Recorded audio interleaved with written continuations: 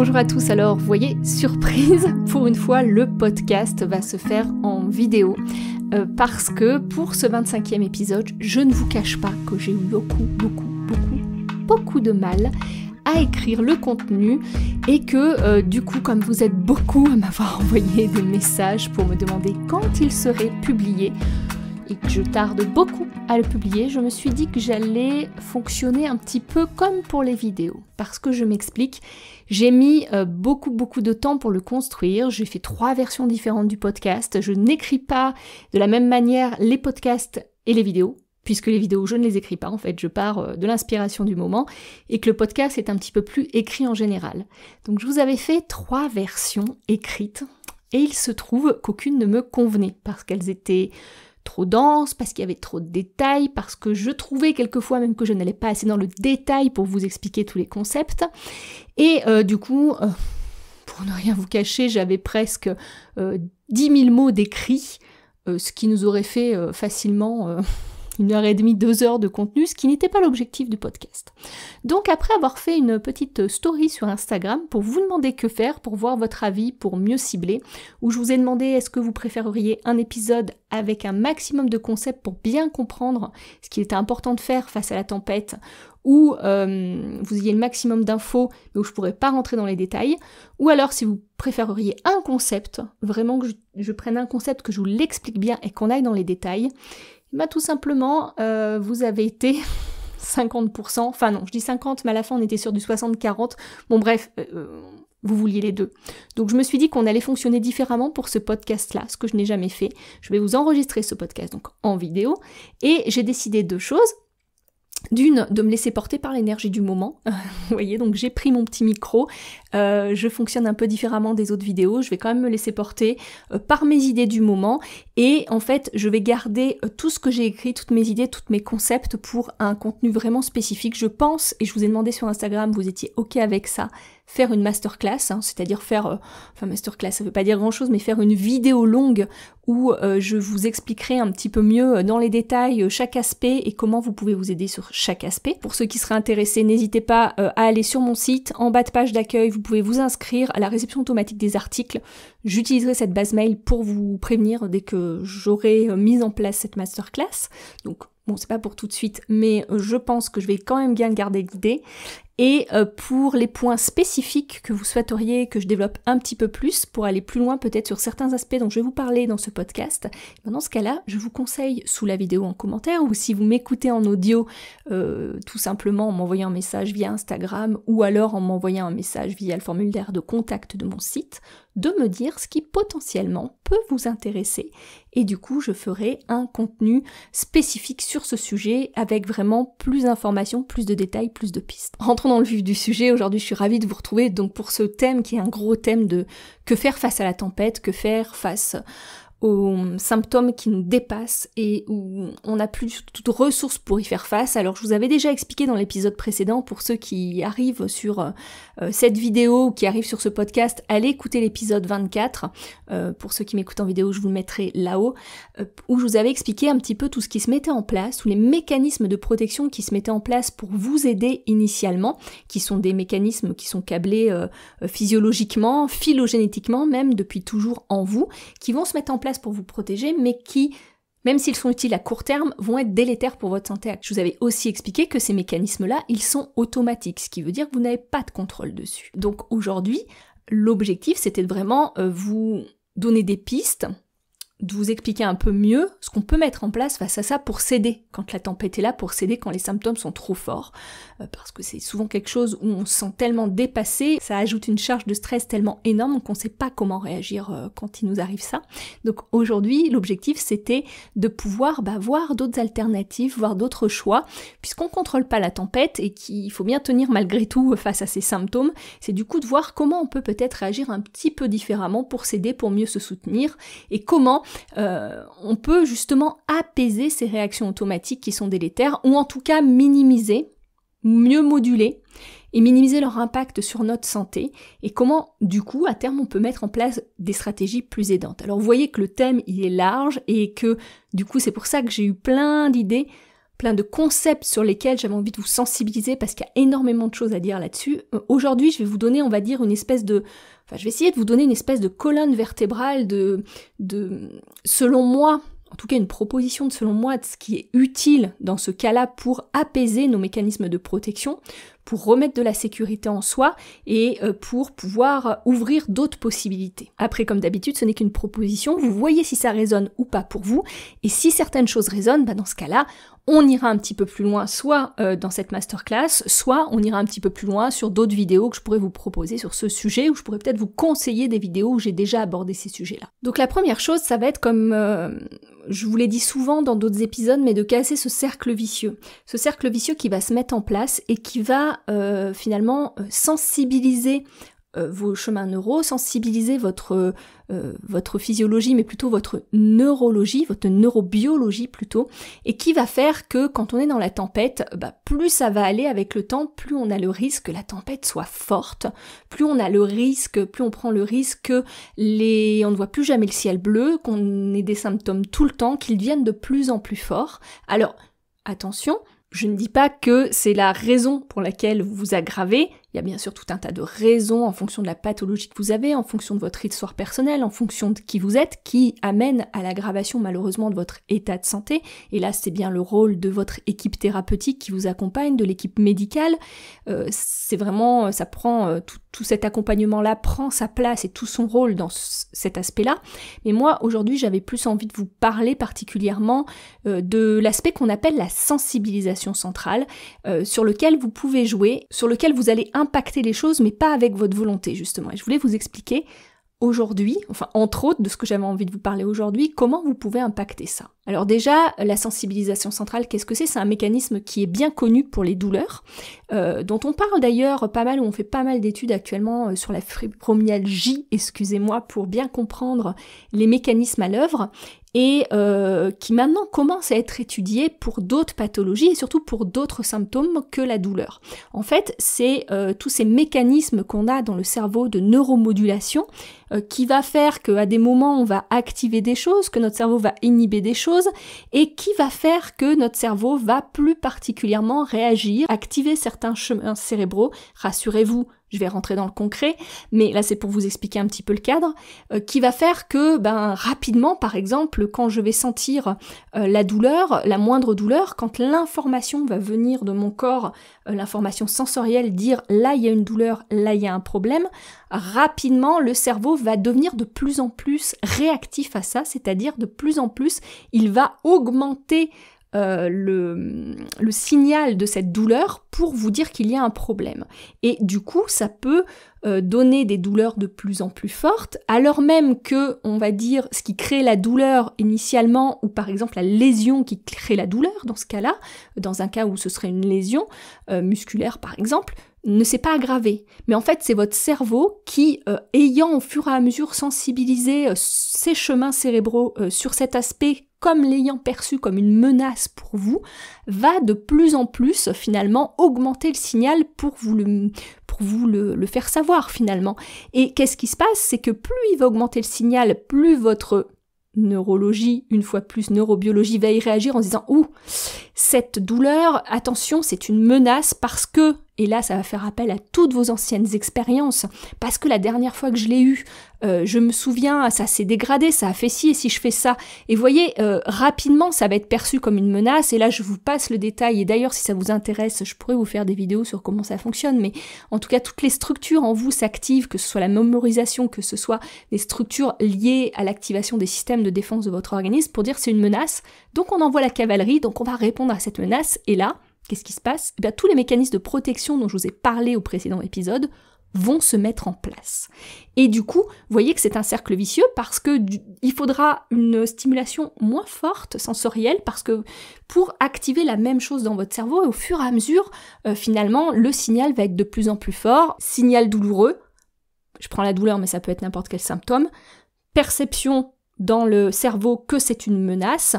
au regard des anciennes expériences. On augmente du coup la vigilance à ce symptôme parce que c'est important de se rendre compte rapidement quand il arrive, et du coup on fait comme ça un cercle vicieux où on devient dans un état d'hypervigilance où, sans qu'on en ait conscience, ce sont bien des mécanismes inconscients, la moindre sensation corporelle va être identifiée par notre cerveau comme une menace et on va y réagir et on va tout de suite être dans cet état d'hyperactivation quand ça arrive, et on est comme ça dans cette boucle-là, c'est ce qu'on appelle la sensibilisation centrale, en tout cas, c'est une manière de le dire. On peut aussi parler de problématiques liées à la neuromodulation. Je vous avais fait, et je vous mettrai dans les notes de l'épisode, un article sur cet aspect, par exemple dans l'hypersensibilité sensorielle, c'est ce qui se passe. Là, je voulais vous sensibiliser à ça, c'est que sur cette tempête, un des aspects sur lequel on a du contrôle,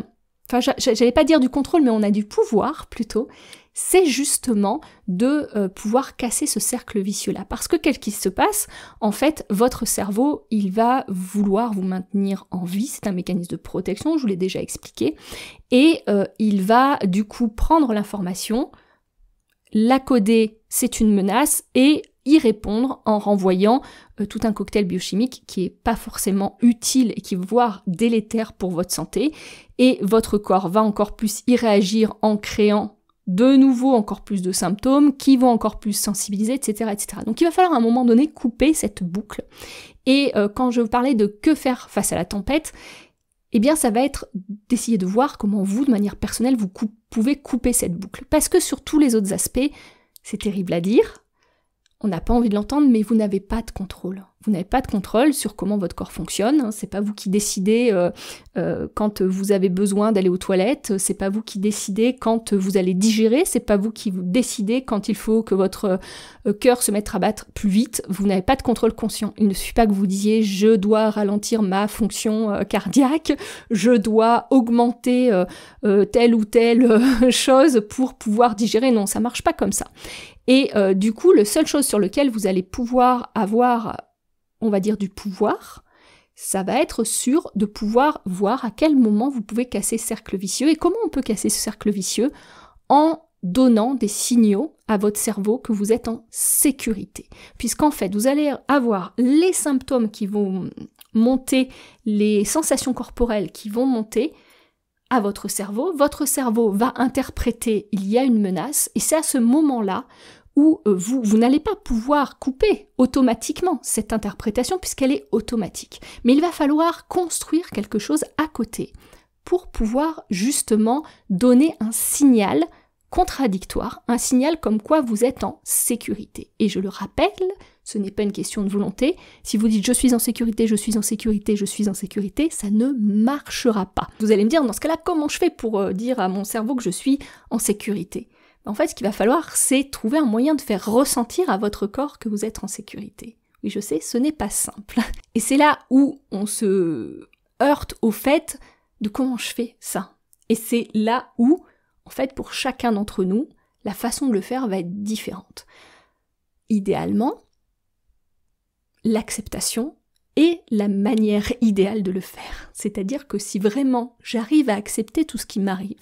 j'arrive à accepter que sur cette tempête, je n'ai pas de contrôle, sur cette tempête, je ne ferai rien, mais que sur cette tempête, je peux me soutenir, je peux être là pour moi, je peux être présent, et vraiment l'acceptation à 100% de ce que je ressens dans ce moment-là, ça va donner le signal à votre corps que vous êtes en sécurité et que c'est ok de ressentir ça. Et du coup, je ne vous dis pas que ça va arrêter les symptômes, mais en tout cas, vous n'allez plus rentrer dans ce cercle vicieux d'auto-aggravation, d'auto-sensibilisation et de fait que ça va durer beaucoup plus longtemps parce qu'il y a tout plein d'autres hormones comme le cortisol, comme l'adrénaline, comme la noradrénaline qui vont encore plus perturber votre fonctionnement physiologique. Mais le souci, et on le sait bien, et je vous ai fait pas mal de contenu sur l'acceptation,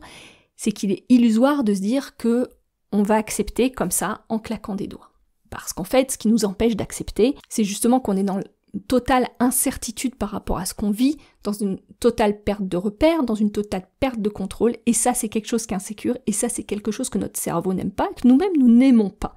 Et du coup, on ne peut pas accepter ça. Il y a des résistances à l'accepter, parce qu'on a l'impression que si on l'accepte, on se résigne. Alors là, je ne vais pas rentrer dans le détail de ce qu'est vraiment l'acceptation, parce que je vous ai déjà fait des contenus là-dessus, et puis parce que ça prendrait quand même beaucoup plus de temps pour en parler, parce qu'en vérité, accepter, ce n'est pas se résigner, mais pour ceux qui seront plus intéressés, je vous mettrai des contenus dans les notes de l'épisode. Là, je vais vous proposer une autre piste peut-être de fonctionnement qui peut avoir les mêmes effets que l'acceptation en termes de informer votre corps que vous êtes en sécurité, même si ce que vous vivez est difficile. Et cette piste-là, c'est la curiosité, c'est-à-dire de profiter de cet instant-là, de profiter de cette tempête-là. Alors je sais, c'est compliqué à dire comme ça, pour mieux vous connaître. Parce qu'en fait, dès le moment où vous allez pratiquer la curiosité avec vous-même, de dire « Ok, qu'est-ce qui se passe en moi ?» et je vais vous expliquer comment on peut la pratiquer. Dès le moment où vous allez pratiquer cette curiosité, c'est un moyen qui est donné à votre cerveau, en fait, de dire « Ok, là, si elle est curieuse, là, si elle est dans l'observation de ce qui se passe, et non dans le jugement, et non dans la fuite, et non dans la lutte, c'est qu'à un moment donné, on est en sécurité. Sinon, on ne prendrait pas le temps d'être curieux. » Et au début, ça va être difficile, mais plus vous allez pratiquer cette curiosité, plus ça va donner ce signal-là, plus vous arriverez à être présent avec la tempête de manière plus sereine, on va dire. Et plus les crises ne vont pas disparaître, hein. Ça ne va pas régler votre pathologie, ça ne va pas vous guérir, mais en tout cas, ça va alléger la charge que vous vivez quand vous vivez cette tempête-là. Alors, je vous parle de la curiosité, mais il peut y avoir d'autres manières de fonctionner. Pour certains, ça va être le créatif, ça va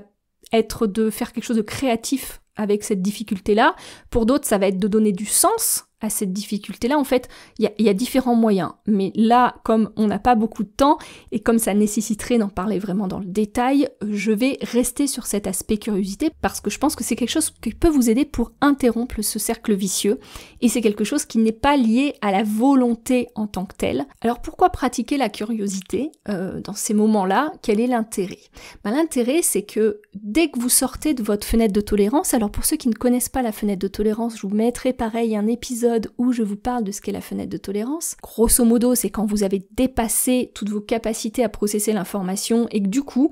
vous allez réagir de manière complètement automatique et que vous aurez du mal à réguler tout ce qui se passe en vous. En fait, quand on est en dehors de cette fenêtre de tolérance, l'intérêt, en tout cas selon moi, c'est que vous allez pouvoir en profiter pour mieux connaître vos réactions automatiques. C'est-à-dire que toutes les réactions que vous avez, que d'habitude vous inhibez parce que vous avez assez de place en vous, et là je parle de place, mais en fait ça c'est neurobiologiquement, ça s'explique tout à fait dans nos mécanismes neurologiques, c'est-à-dire que tout le temps notre cortex préfrontal, qui est le siège entre guillemets très simplifié de notre volonté, va passer son temps à inhiber plein de choses qu'il juge non pertinent par rapport à qui on est, par rapport à ce qu'on veut faire, par rapport à notre motivation, sauf que quand on est dépassé, en fait, le lien entre le cortex préfrontal et notre système limbique, qui est ce qui active finalement notre physiologie en mode stress, en mode défense, en mode peur, toutes nos émotions également, tous ces mécanismes d'inhibition ne vont plus être actifs, on ne pourra plus inhiber. Et là où c'est intéressant, c'est que ça permet de mieux se connaître, parce que ça va permettre de voir quelles sont les informations qui vont me déclencher, quelles sont les informations où d'habitude j'ai pas conscience mais qui ajoutent une charge à mon système nerveux. Parce que souvent on n'a pas forcément conscience que, par exemple, d'aller voir telle personne ou d'avoir telle conversation ou de faire telle activité, c'est quelque chose qui nous prend de l'énergie sans nous en donner. C'est quelque chose qui nous demande de l'énergie, c'est quelque chose qui nous pèse en quelque sorte. On n'en a pas conscience parce que du coup notre corps, on va dire, est dans un fonctionnement qui est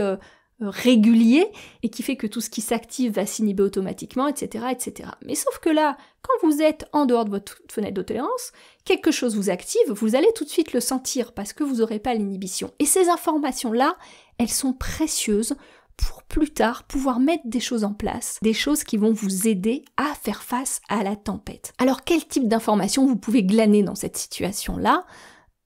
Déjà, je précise que l'idée, c'est de le faire sans jugement, avec bienveillance et compassion, parce que si vous êtes dans le jugement, si vous êtes dans les injonctions, si vous êtes dans je veux contrôler et je veux comprendre parce que je veux contrôler derrière, vous envoyez le signal que vous êtes dans une situation de menace. Donc en fait, il va falloir vous mettre dans un état vraiment d'ouverture, dans un état de non-jugement, dans un état de bienveillance et de vraie curiosité envers vous-même pour envoyer ce signal de sécurité. Et je vous le précise, là je vous parle de curiosité, mais il y a plein d'autres moyens de le faire, plein d'autres manières. Je n'ai juste pas le temps de tout aborder. On en parlera dans d'autres épisodes, dans la masterclass, dans d'autres vidéos. On verra bien comment les choses se mettront en place. Donc revenons à notre curiosité. Ça peut être par exemple de vous demander, de prendre un papier et de vous demander dans ces moments-là quelles sont les pensées qui me passent dans la tête et de ne pas juger ces pensées. C'est-à-dire de vraiment noter tout ce qui vous passe par la tête et souvent ça va être des pensées jugeantes, ça va être des pensées qui ne vont pas vous aider, ça va être des pensées anticipatoires de l'avenir et anticipatoires souvent pas dans le bon sens. Et ça va être des pensées qui vont être liées avec des émotions très fortes. Donc laissez-vous le droit de ressentir ces pensées-là et de les noter. Alors d'une, ça va vous faire du bien de les sortir. Et puis deux, quand vous êtes dans une période plus de calme, où la tempête sera un peu moins forte, vous allez pouvoir mettre des choses en place. Et ça, on en parlera dans d'autres épisodes du podcast pour justement vous aider à valoriser les pensées aidantes et à pouvoir laisser passer, mettre des choses en place pour laisser passer les pensées non aidantes que vous avez dans ce moment-là. Donc ça, c'est la première chose, peut-être noter vos pensées. Ensuite, quand je vous parlais de scénarios, quels sont les scénarios que vous faites dans ces moments-là ? C'est pareil, là, n'hésitez pas à les noter et à voir de manière récurrente ce qui revient, parce que plus tard, de la même manière, quand vous serez dans un état où vous vous sentez plus en sécurité, vous pourrez vous écrire par exemple un petit script. Une petite lettre à vous-même que vous pourrez relire dans les moments où vous n'êtes pas bien, où vous êtes au cœur de la tempête, pour vous remettre, pour vous réancrer dans cette sécurité. Le troisième aspect, c'est de rencontrer vos émotions dans ces moments-là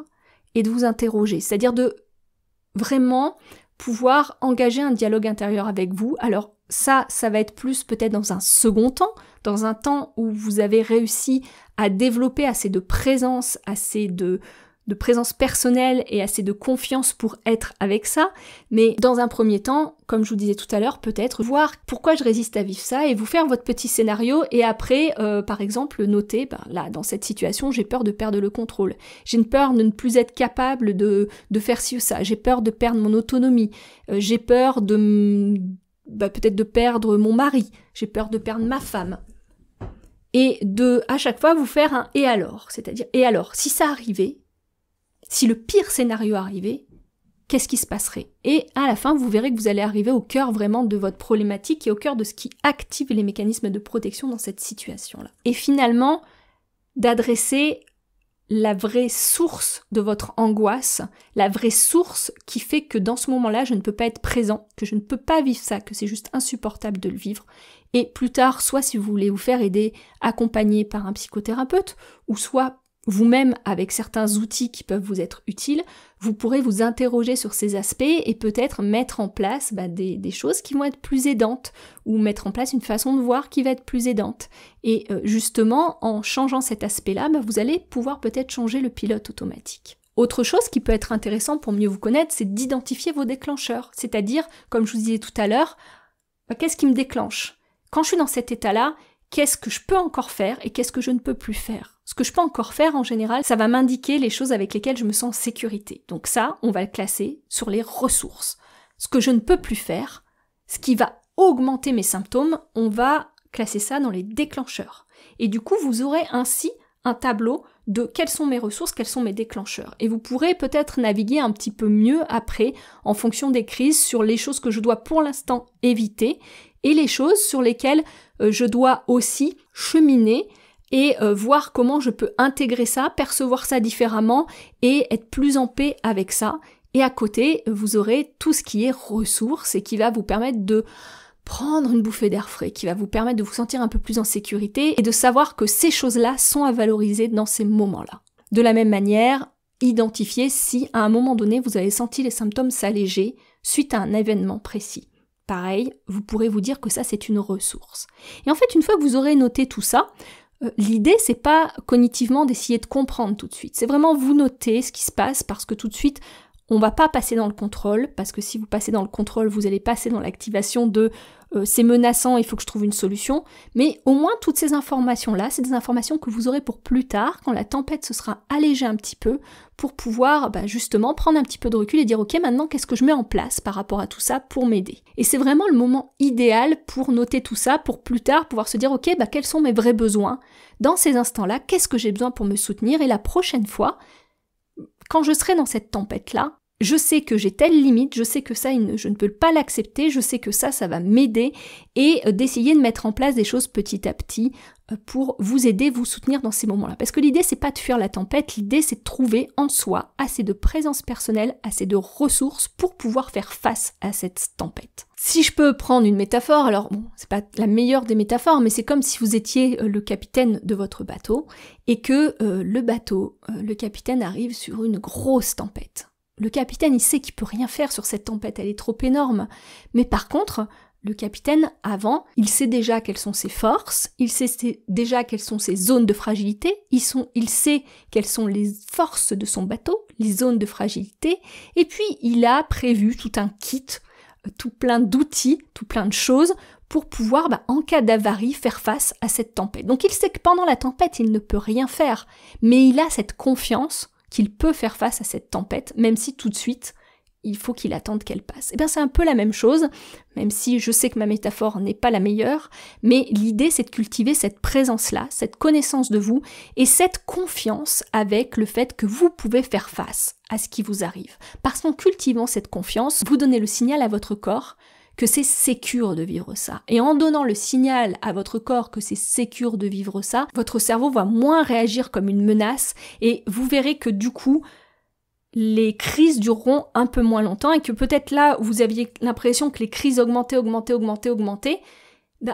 finalement ça ne vous empêchera pas d'avoir des crises, ça ne vous empêchera pas d'avoir la tempête peut-être tout le temps ou de tout le temps si vous vivez avec une maladie invalidante, avoir des symptômes, mais en tout cas vous le vivrez mieux. Et de mieux le vivre, ça va déjà vous alléger et ça va vous permettre aussi de vous sentir plus sécure avec ce que vous vivez, qui est totalement insécure. Bon, j'ai dû arrêter mon enregistrement parce que je n'avais plus de batterie, donc je me rends compte que ce podcast est très très long. Donc je vais m'arrêter sur cet aspect-là, qui est pour moi un aspect central. L'aspect central, il y a plein d'autres choses qu'on peut mettre en place, mais ça, on en parlera dans les prochains épisodes du podcast, je pense. Mais ce que je voulais que vous vraiment preniez conscience, c'est que face à la tempête, il n'y a pas de solution miracle.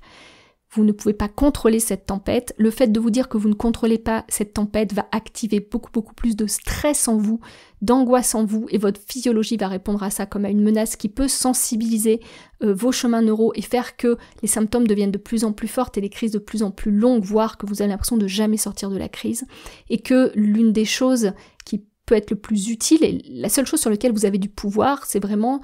d'être présent dans ces moments-là, d'être présent pour vous soutenir, et que pour être présent pour vous soutenir dans ces moments-là, il faut que vous ayez les ressources disponibles à disposition pour pouvoir supporter, et dans le sens supporter, je me supporte, je me soutiens, dans le sens presque anglophone de